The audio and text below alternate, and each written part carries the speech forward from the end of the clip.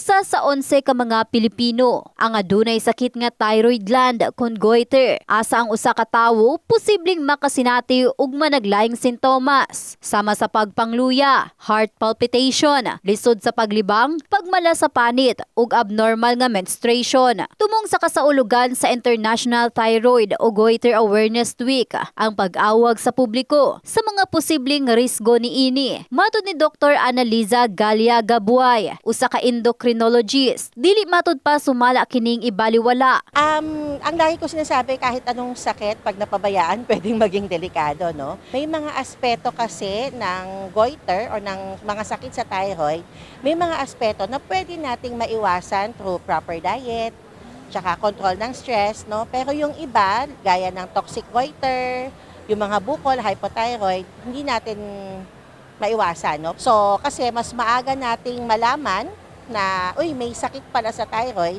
mas maaga nating magagawa ng plano kung paano gagamutin. Mao nga usa-usab kini sa rason ni Margie sa pagtambong sa maong aktibidad aron makahibalo siya sa mga angay niyang himuon. Ilabi na nga magtulo na usab kini ka tuig nga nag-anto sa sakit nga goiter. Kung pagman ko naman pag goiter, wala siya daad to dili ugma lang daw siya madto. Anak ko sa umamang paano ko nakagwiter? Ko pa-check up lang ka, ko para mabalaan nimo ko. Sige lang ma kung nakoy kwarta, pa-check up lang ako. Kay 3 years na gini siya. Kuan lang, paminti ko magkurog ma'am nya. Na matingala ko nganong dry, maski kung saan ako kan sa kumpanit ba, dry lang gyapon. Nanya ko pagman ko na kay gwiter o ya, nya pagman ko nya naman po siya gwiter, mas lala na to iya ha. Ana na kayo mata. At hindi lang pala yun, no? Kahit po sa mga buntis at sa mga baby, no? So, kasama din yung screening ng thyroid. So, halimbawa sa mga baby, yung bagong anak, meron pong ginagawa na newborn screening sa kanila. Isa sa mga tinetesting doon ay kung may hypothyroid or kulang yung thyroid ng baby.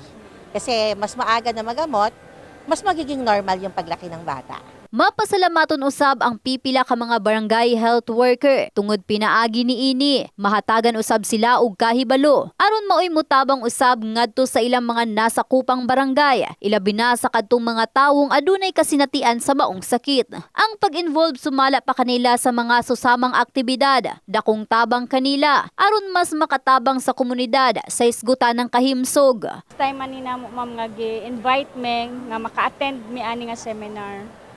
So kami pud ma'am, kayo mi kaning excited og kanang thankful kay mi ma'am nga naka-attend mi ani nga seminar para madugangan pud ang among mga knowledge about unsa pa day ang asa gikan og nganong nagka-goiter ta o kay dili siya. Gawas sa mga kahibalo nga gitaniyag sa mga eksperto, aduna usab libreng check-up ngadto sa mga adunay goiter. Ay naman dira siya nga.